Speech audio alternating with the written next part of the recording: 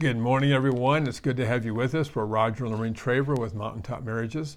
In the last couple of sessions, we've talked about communications. We've tried to talk about how to say things that cause us to be safe, secure, and validated. We started off with one that was positive. We went on to last time to talk about one that was negative. But we want to go on this week. And what are we going on to? Well, we want to stick with the same scenario that we were talking about. But we want this heart-to-heart feelings communications. And we want to, maybe set some guidelines and some pointers of what we shouldn't do when we're talking. And could we find out how to come up with a solution to this problem? Not Yes. just sharing the feelings, but how do we solve this whole thing?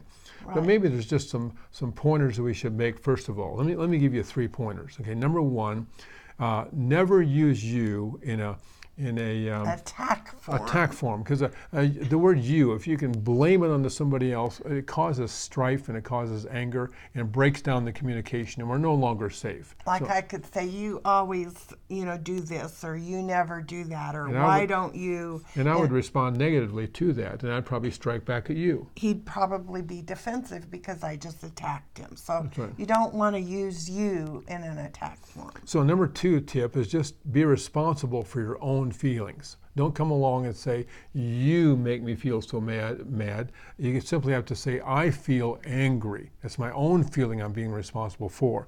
And number 3, be open and honest.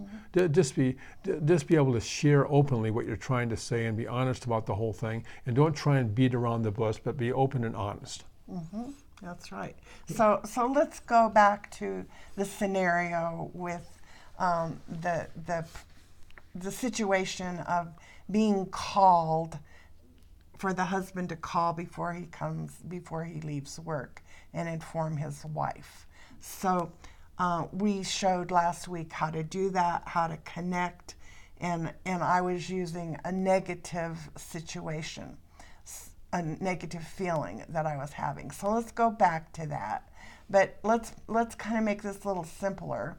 So when I share how I'm feeling negatively, what he actually did was he mirrored back exactly what I said. That's right. And that's what made me feel like he really understood me and I was validated. He validated that. So I share the negative emotion. He validates what I said and what we heard. But then the next step would be, well, what do you need and want from this situation? What do you need in this phone call thing, and what do you want from it? So that's going on to how do we find a solution to what we should be doing in the future. So I would probably answer that by saying, well, I just simply need the consideration of a phone call. Or a text. Or the fact that I was being thought about. That's right. And that it would really help me. Mm-hmm. Okay. Is there anything else you want? Well, again, coming back to what we talked about, is I want to feel secure and that I am a good cook. Good. And that I'm not always burning the food because of not knowing the arrival time. And so I want to feel secure and appreciated as a wife. Okay, Now we got to quit, but I want to let you know you are a good cook and you are appreciated as a wife. So Okay. we got to quit. Yes, okay. So we have to quit there at that point. We'll pick it up next time, and we'll talk more about this whole topic of communications. So have a good day, www.mountaintopmarriages.org, and as always, keep climbing.